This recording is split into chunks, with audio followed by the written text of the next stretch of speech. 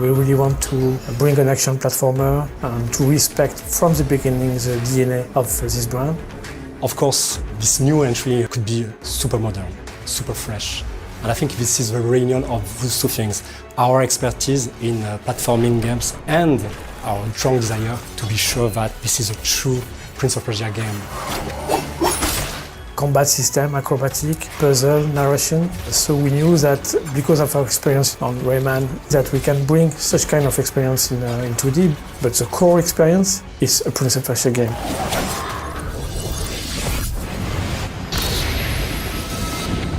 Sargon is a brand new character in Prince of Persia: The Lost Crown.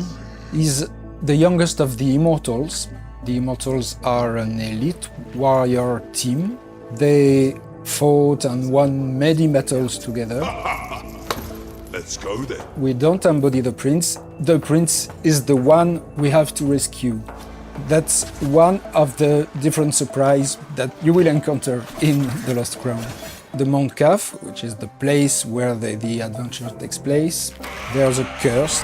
Time seems to be mixed up, doesn't follow anymore its natural flow.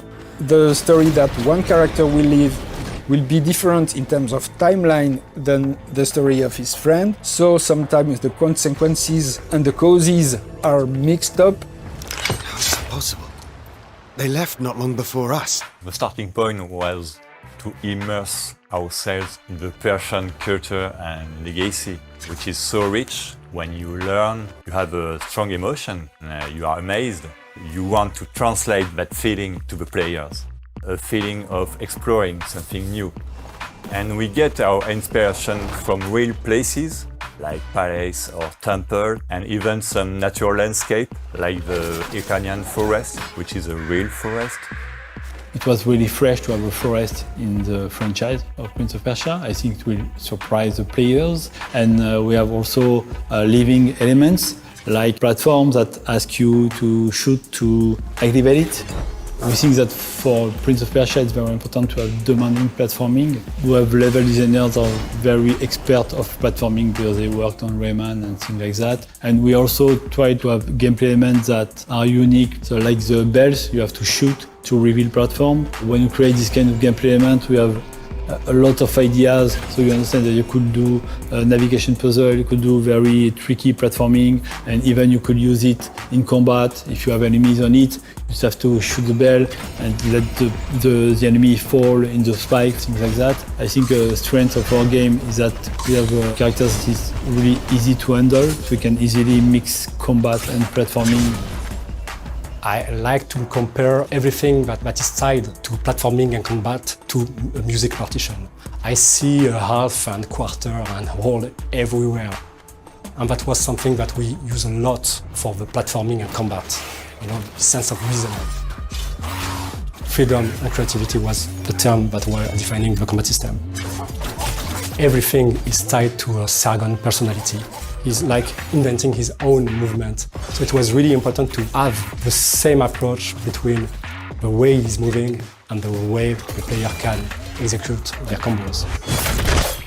So back in the days, Sand of Time had pushed the boundary standards with a nice and smooth animation. So of course for the Last Crown, we are aiming the highest animation quality as possible. And the goal is to have a really smooth, challenging and responsive gameplay. All the gameplay animation is based on keyframe. Keyframe animation is the way to animate without motion capture. You create everything actually. You just take the puppets, design the line of action, the nice shape of the character and bring it to life. This allows us to masterize the timing and make it more cartoony. If you ask for two actors to grab one by the head and launch it, it's not just possible. So you can create everything with keyframe.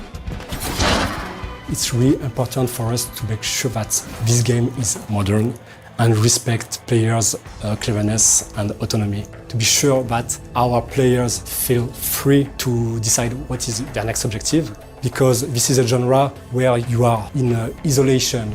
This is a feel that you had in the first Prince of Persia.